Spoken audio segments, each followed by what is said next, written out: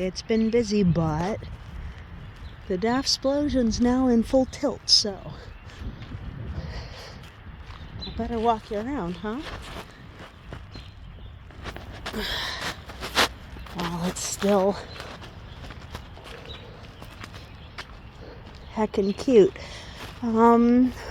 All of last week, it was like 70 degrees most of the week. So it looks like just yesterday while I was out, rather, it looks like a lot of these daffodils, like I have twice as many daffs today as I did yesterday. I feel like yesterday morning I had half this. It feels that way. I could be wrong, but it's looking good. See, I put some plastic back there. That I'm hoping will keep enough frost off of. I got the Baby Cakes dwarf thornless blackberries, and I planted them with the regular height thornless blackberries, and I'm hoping that will go well with a lot of protection, but not so much protection that it overheats. See, because it's like a bunch of different pieces of plastic that have gaps and overlaps and stuff. I'm hoping. Like, oh my gosh, look at all the daffodils. This is what we call Daff-splosion. It's a season around here.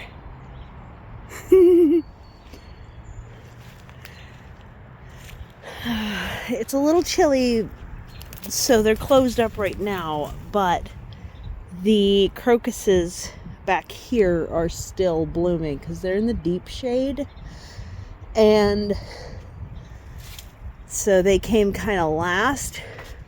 But also down at the end here we got some daffodils coming in, but this is pretty deep shade right here. That's why I put the ground nuts hot mist back here. I dug out one of these spice bush for a friend of mine, and they are so rooted through, it's crazy. So I really need to get these either planted in a hedge or rehomed, or whatever the case may be. And that might be true of the plums as well. I might be taking the two biggest plums, because then the next two biggest plums can go to a friend, and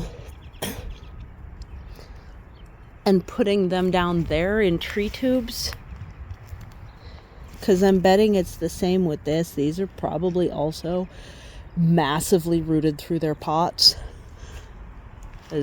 Oh my gosh, there was like an entire another pot length worth of root coming out the bottom of these, and it was annoying. Oh, this is an orange one. I really like the orange ones.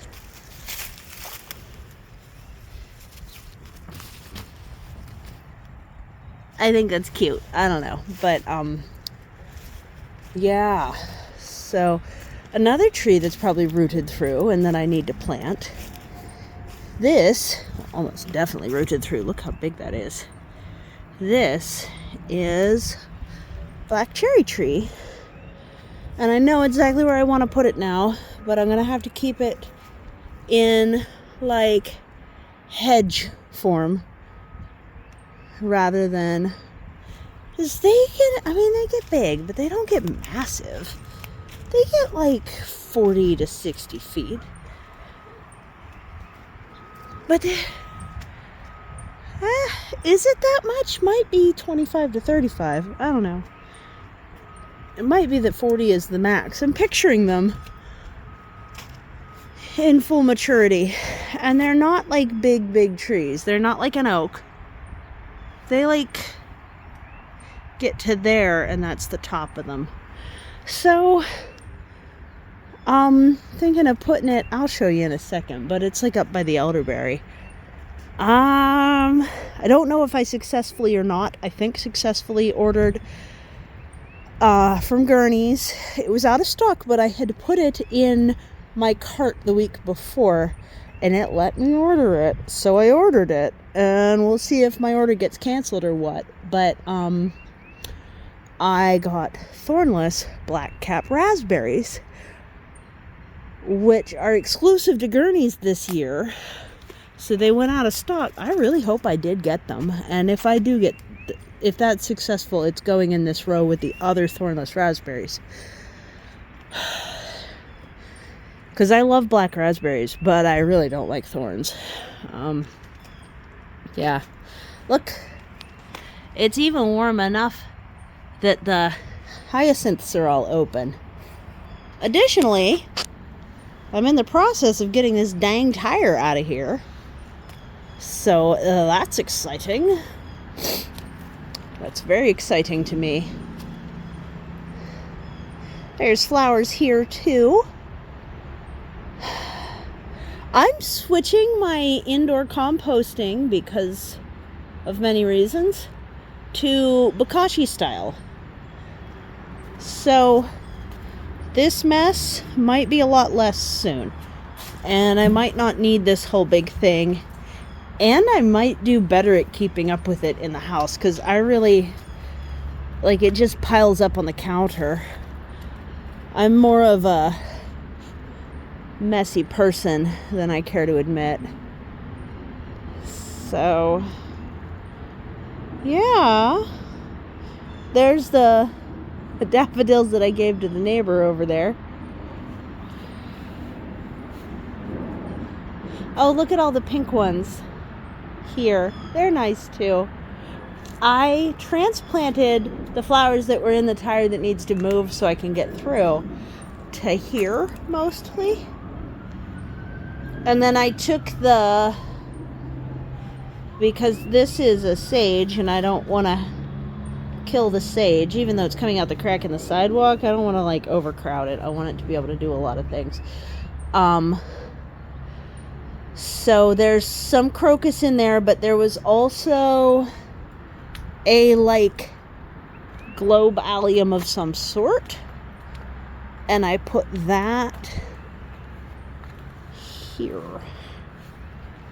Okay, so the spot I want to put that cherry tree is, there's bricks right there. Let's go over and look at it a little closer.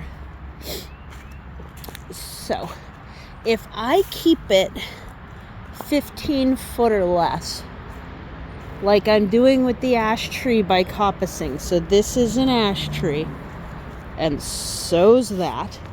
And actually, this is a great time to do that to the other ash tree. Oh, I need to do that.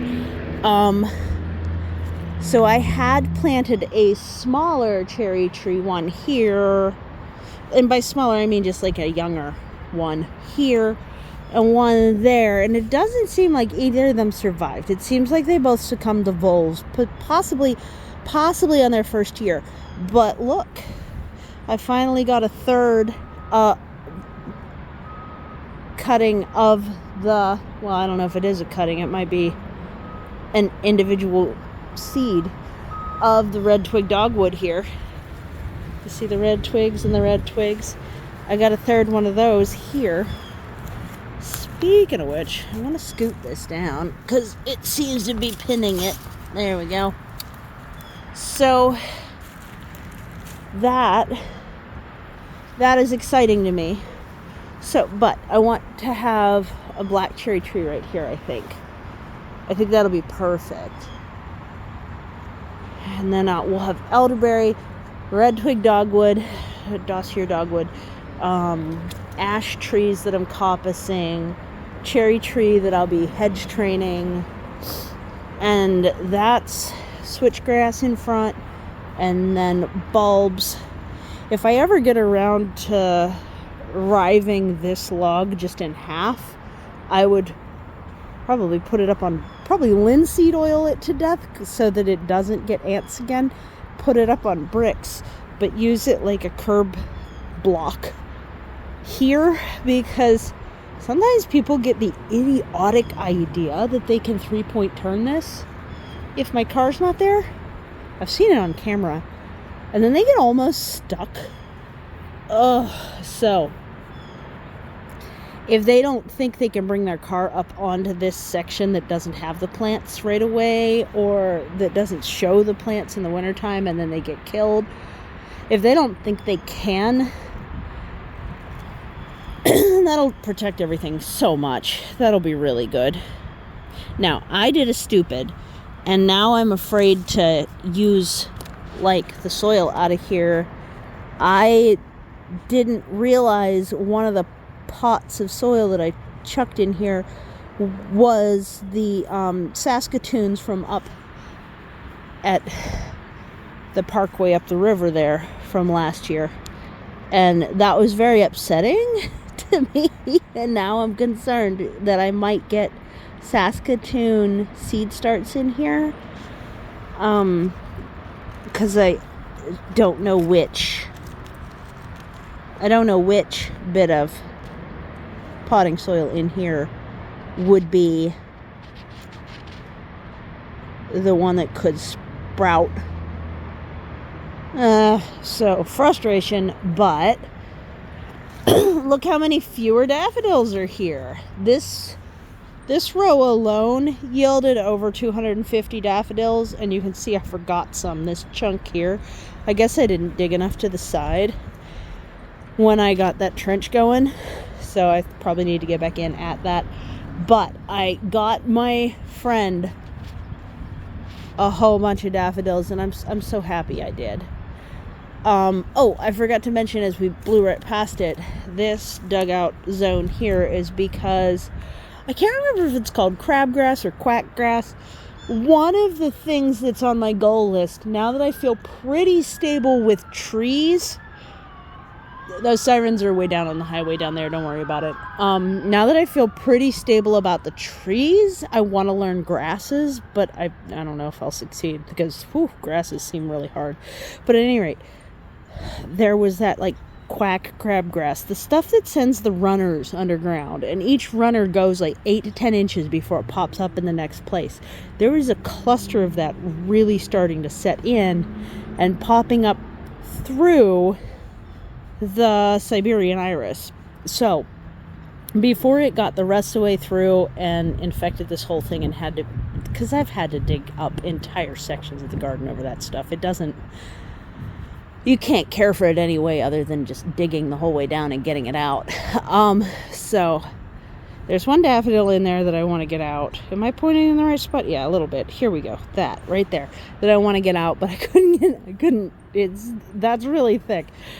But it'll honestly be kind of nice to only have some of the Siberian iris right there, because you can see there's still little Siberian iris starts, because it was starting to kind of like crowd into the walkway entrance anyway. So since that's full of invasive nasty grasses that will take over everything, and they're like 3 foot tall blue jays, because of that, I went ahead and ripped it out. So that's what that is, and I'm kind of waiting for it to dry down and get a little more brittle, because the daffodil will just go dormant and then I can tuck it in. Same thing with these. The ones that are in the middle, I saved myself a couple because I don't want to lose whole varieties of daffodils. And I knew these were kind of unique varieties that I had. So I'm going to dig these out after the flowers fade, but before the greenery fades, and get them tucked in here too, so that I have this social space back. See, I actually was able to put up a tent in the winter and sleep one overnight right here. It was hard to put it up because it's cramped for the size of tent that I have, but it was still nice to be able to do. Blue jays are going nuts. I can see I have a scented daffodil coming up right there. There's a train. Can you see the train? Yeah, you can. Hoot hoot. I learned that it is a distinctly American thing that train captains sound the horn 3 times at every road crossing. I thought all train captains all over the world did that, but apparently it's a little more unique to us. It used to be a regulation. They decided not to have it be a regulation, but the train drivers feel that it is such a safety issue because people are absolutely used to that.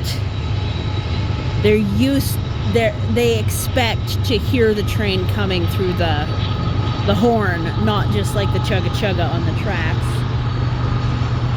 Because these aren't like travel trains. These are like, I mean, honestly, that's probably fracking waste. That's probably not even coal.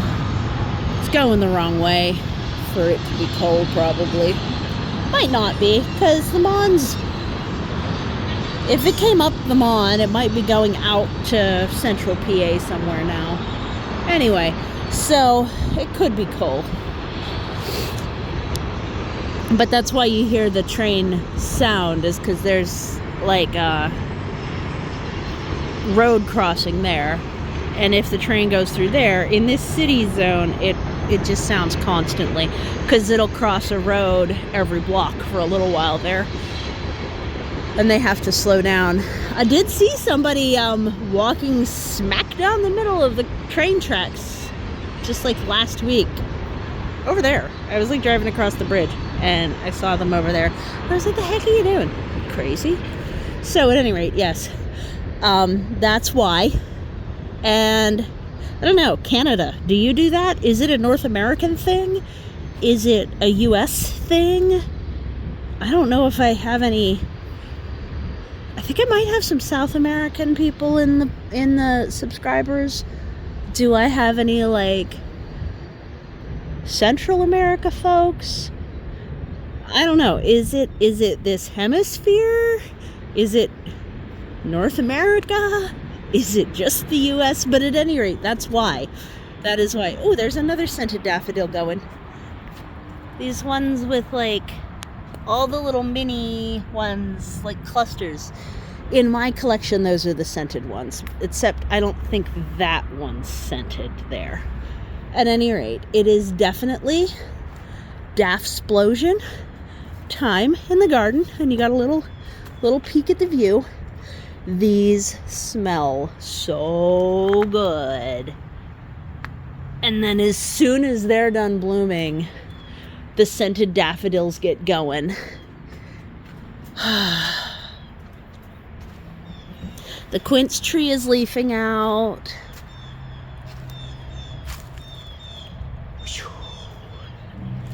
The apple tree is just at the point of budding. We have leafing out on, what did we decide this was called? Something like false orange, sweet orange, something like that. There's no oranges, but the flowers smell like orange flowers, and it's native in Pennsylvania.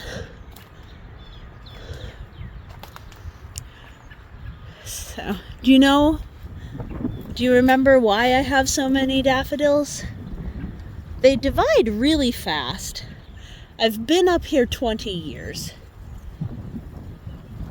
But the reason I have so many daffodils is because I invested in a 300 pack of the hybridizers blend by like year 2 or 3 being up here. And I'm in my 20th year up here, and I've given away so many daffodils because they divide so fast. But I did that because I was so insecure about how messy the yard looks. It just looks like a mud pit. It looks so unusual in the early spring, and I was just so insecure about how it looked. That I wanted it to very quickly start to look planned and on purpose, and not just like I had killed my lawn and wallowed in the mud like a piggy pig as early as I could in the spring. And now, probably like 18 years later, not a full 20 years later, and now it's like this.